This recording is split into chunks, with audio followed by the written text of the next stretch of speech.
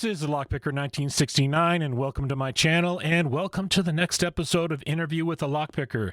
Today's guest is Marson. Say hi. Hi. So, where are you from? Rochester, New York. Okay. You lived there all your life? Pretty much. Okay. You know, south of here, the Finger Lakes area. I grew up and then moved up here. Okay. So, how and when did you get into locksport then? I dabbled in it very shortly in the 90s. I got a Southward set, I think it was. And basically, yeah, I'd used like the worm or snake to rake a lock or two, but had never actually single pin picked anything. And then that just fell by the wayside for whatever reason. And then more recently, I had the deep brain stimulator surgery for my central tremor. And Okay, and what was the reason for that? So I have a tremor, which is inherited, and then I also have multiple sclerosis, Okay. which amplifies the tremor. Gotcha. And it was so bad, it's like, you know, I'm shoving my toothbrush up my nose, I'm jabbing my fork into my gums. It was it was really bad. Yeah.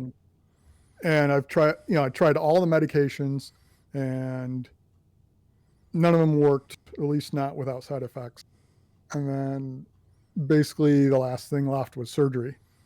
So they've been doing this since the 90s. They use it often for Parkinson's as well. Okay. And great safety profile. But they do drill a hole in your skull while you're awake. Okay. And then feed an electrode down deep into your brain, hence the deep brain stimulator.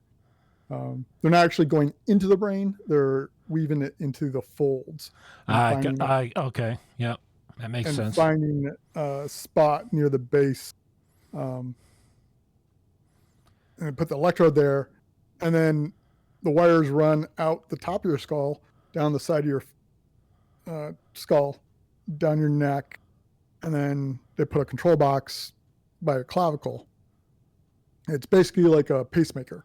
So, what kinds of things did they have you? I would have to imagine that when they were setting that all up, they're testing things out with you to make sure that everything is working. So, what kind of things did they do to test for that? So, yeah, I'm awake after they drill the hole. While they drill the hole, then they feed the electrodes in, and they're actually listening to a signal from the electrode, because you're so they just it's kind of almost like an open receiver, and so it's picking up muscle and nerve output. Okay. So it's a speaker, and it's making static normally, just, but then so someone is moving my hand, I'm supposed to relax, and they're moving it for me, and they're twisting it and flexing my arm, and you can hear it on the monitor when they get the electrode close to the right spot. So it'll be like, you know, like as they're bending my wrist, or you know, as they're moving my elbow, that kind of thing. Huh. And then when they find a spot that they start getting a signal like that, they then reverse it, where they start sending a signal back through it and see what the reaction is. So sometimes it's at one point my entire right leg just went numb. So it's like, okay, that's not the right spot. So and there's like 4 contact points on the electrode. So they have 4 tries before they have to pull it and like relocate it and then reinsert it again. Gotcha. So they'll try electrode 1 or contact 1, contact 2. So another one felt like a TENS device turned up way too high from my knee down. So that was really fun. when you test the 9-volt battery, you stick your tongue on it. Yeah. I've been told this is a guy thing. um, but Probably. that weird tingling sensation on your tongue. I had that on my upper incisors very strongly for Oof. one of them. So yeah, you just could. It's like weird stuff. Just and then if I get one where I don't really feel anything, they're like, okay, no side effects. Let's see if it helped your hand. So Ah. they give me a glass or a plastic cup with marbles in it. It's got like a top on it, and I'm supposed to just hold it like I would a normal drinking glass and Okay. go through the motion of drinking with it. And it's like if it's not in the right spot, I'll still have the tremors and might bounce it off my lips or whatever. Okay. And if it's the right spot, it's like when they finally did get the right spot, I was amazed. It was just my hand behaved. I was able to lift the glass, tilt it back, and because normally if I try to drink one-handed, I'm splashing the water I'll soak my hand. So I was just like, whoa. Then they give me a laser pointer, and they've got a target on the wall. It's about the size of a dartboard. And I have to hold the laser pointer on it. And normally I wouldn't even be able to have it anywhere near the dartboard. It would be all over the place. I was able to hold it at least on the 25 point. I think I was holding it on the 50 pointer even. Okay. And I was just like blown away. I was like, whoa.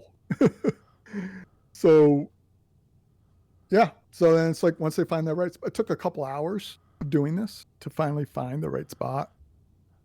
And my head is locked into a frame that's screwed into my skull. So I can't move. Yeah. I dealt with it a lot better than I thought I would. You're painting a picture that's just making me go, ah. Yep. That's what I did before the surgery too. But once I was actually in the surgery, I was just kind of geeking out. So it was, that helped. Okay, so after they got all that done and things, and so you were good to go from there, or it's what's called the insertion effect. So I actually had therapeutic effect. It wasn't turned on, but just by mucking around in there and having the electricity and the signal going on for a bit of a time, it lasts for about a week or two, where it's as if it's turned on. Oh, gotcha. So they have to wait almost a month before they actually have you come in. They turn it on and tune it. So, but the next morning, it's like, it's weird. They only keep you overnight and then they release you the next day. I mean, they drilled a hole in my skull and had brain surgery and they let me go the next day. It was weird. But I mean, I had oatmeal the next morning and it was just, the bowl was sitting there on the tray and like it's high up, which normally reaching up is much worse than reaching low for me. And you can't fully pull it over the bed. So it was a little ways away. That's normally a recipe for disaster. I was able to eat the whole bowl without any kind of issues. It was, it was the most mind-blowing meal I've had, I think. So you have the surgery, and I would imagine this is a major change for your life.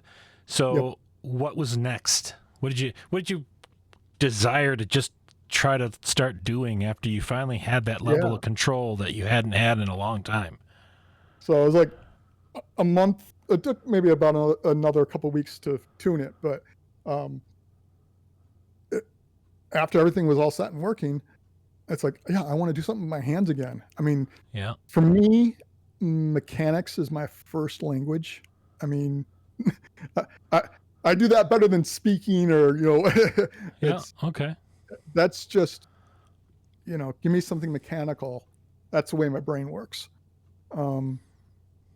So it's like, I used to be into auto mechanics, but I still can't go back to that because of the MS. So It's not like I can crawl under the car anymore or hang over the fender or something. Um, so it's like, okay, I could go back to painting miniatures. I could do models.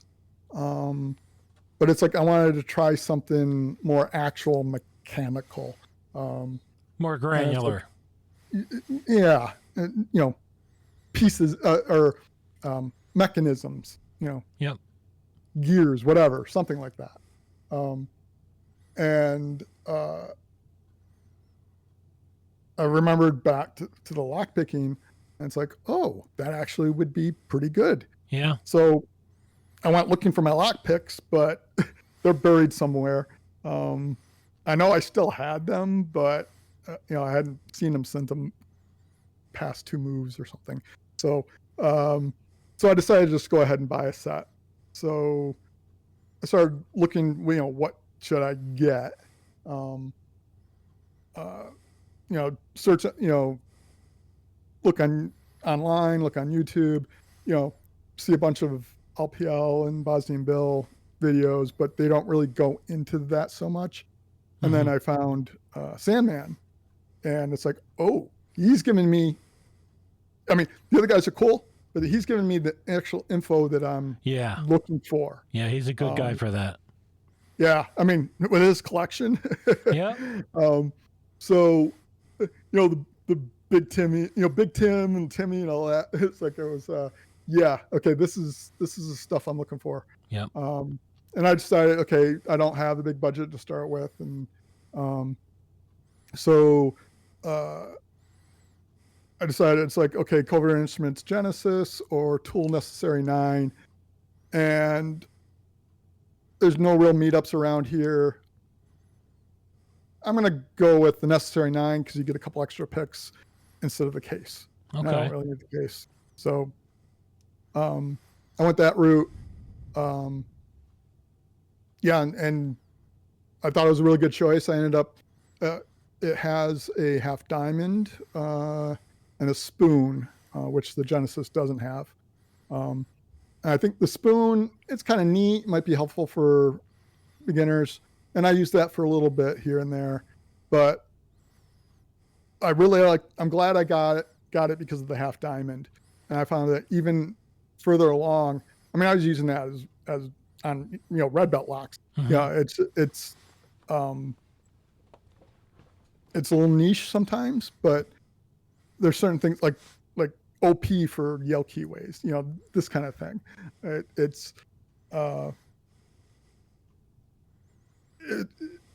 Some people dislike it, others love it. So I ended up being in the more love it camp. Okay. So you Yeah, you mentioned that you went through red belt locks. What I want to make sure people understand is that you're a black belt Dan 1, correct? yeah, correct. Yep. Okay. And when did you start actually picking? So I started. So the Necessary 9, and I ordered a Mestlock 140 and a 575. Those all showed up like I think it was either the 8th or the 10th, and January. Okay. And I'm actually keeping a spreadsheet of everything right now. Okay. I should have had that up before I started this, but yeah. So because I knew that introductory stuff tends to be more encouraging. So white and yellow, I might end up going through them pretty quickly. Yeah. So yeah, it looks I got them on the 10th. Okay. Oh wait, no, that was anyway. Doesn't matter. Yep. So, okay. So what so in your pursuit of your belts, you got to blue and you had to do a challenge lock for that. What did you do for that?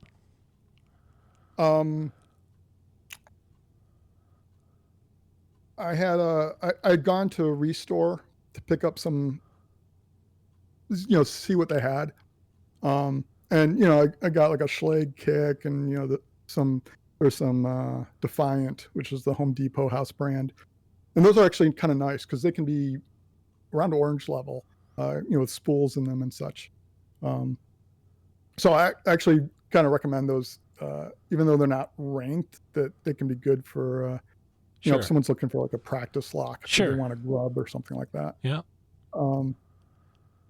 So I took the Schlage kick, and the recommendation generally is to go pretty basic, and then if you want to do more once you get your first one done, you can do that.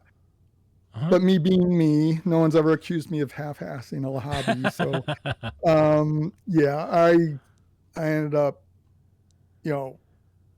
I modify. I didn't just modify. I cut pins. Going overboard. Yeah, I cut them all from rod. Every pin was Yeah. was made from rod or a modified pin. I tapped several of the cylinders. I drilled out some of the warding so that the pins would sit lower. Cut my own key. I polished the lock, engraved it. I went to town on it. Okay. So, go ahead. Sorry. And then I sent it to Wishbone. Oh, okay. And he reviewed it for you and everything, and yeah, unfortunately, he's kind of had real life stuff intrude, so he hasn't been terribly active, and it was around the time he got my lock. So I think he got it open and he wanted to film it, but then this other stuff just kind of got in the way. Life happened. Yeah, exactly. Yeah. So so he still has it, and that's cool. Okay. But I think he has plans to film it at some point, once time is available again. Okay. So in your journey to black, what challenges, outside of whatever challenges you would expect to have with overcoming what you've had to overcome, what challenges did you face when you were learning lockpicking along the way? Misunderstanding the jiggle test. Because that's important. Yes. It's that's the mainstay. Yeah. And the term jiggle, I'm expecting the pin to jiggle. See it jiggle, watch it wiggle. I'm expecting like Jello, moving around in there, and it doesn't. Yeah. So I think it should be the rebound test, or the, it doesn't really bounce, but there's, to me, it feels more like you're not checking for a jiggle. You're checking to see if the pin feels like it's pressing against a rubber pad that is backed by, something hard. Yep. So there's ever so slight give, and then it rebounds a tiny bit. Yes. But beyond that, it's hard. Mm-hmm. So, whereas a bound one is just plain hard. Okay. So there's not much of a distinction there, but that's what you're looking for. Okay. Versus set versus bound. So, what other challenges? I didn't have that in my head. So, and I had a hard time feeling that difference. Okay. What other challenges did you face that you overcame? When you have those aha moments, you have that epiphany of like, oh, I get it now. I think that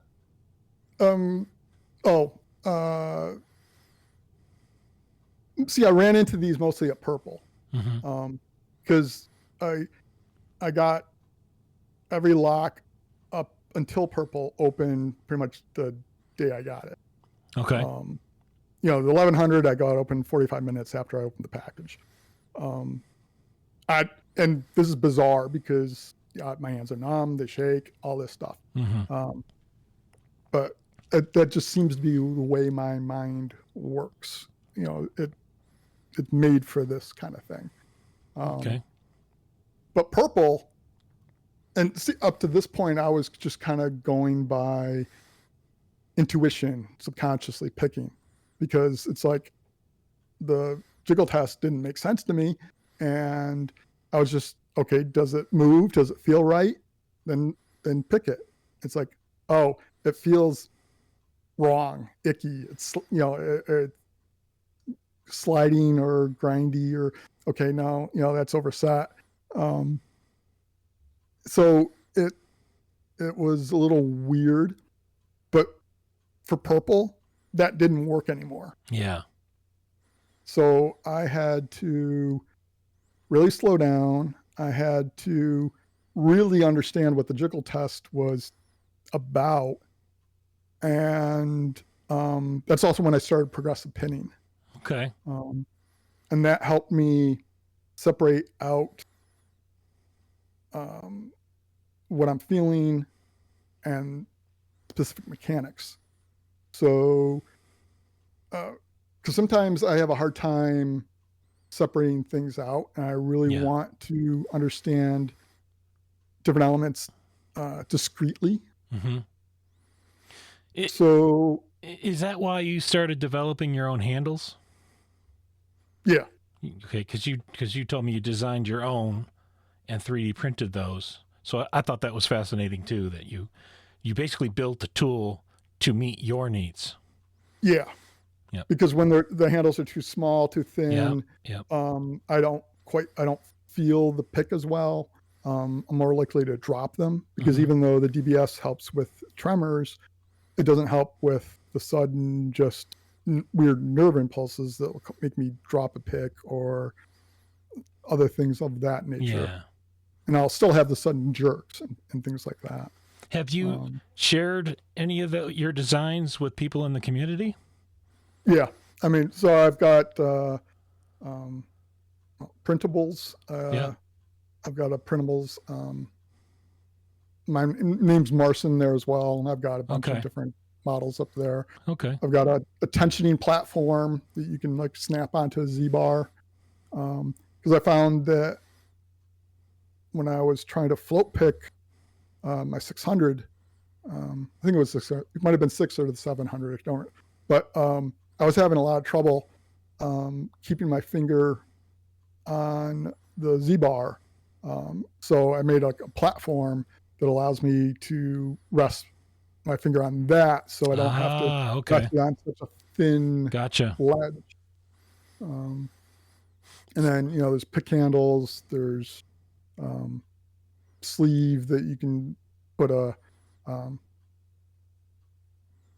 multi-pick or a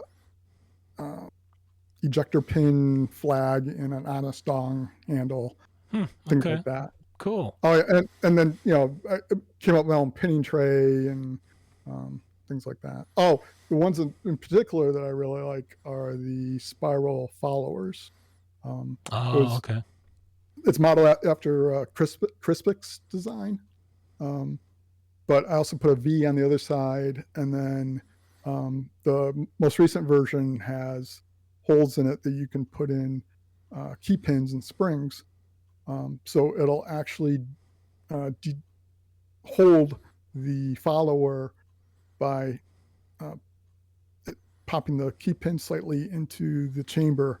That way you can actually let go of the follower and not have it fall out on you. Okay. So, question for you. Yeah. I would imagine when you got up there and you're picking some much more difficult locks that you turned to the community. How did you get into the community and how did they help you? I don't actually remember how I found it first. I'm sure I must have just gone to the web and done a search. I probably found Reddit's, the lock picking subreddit. Yep. Okay.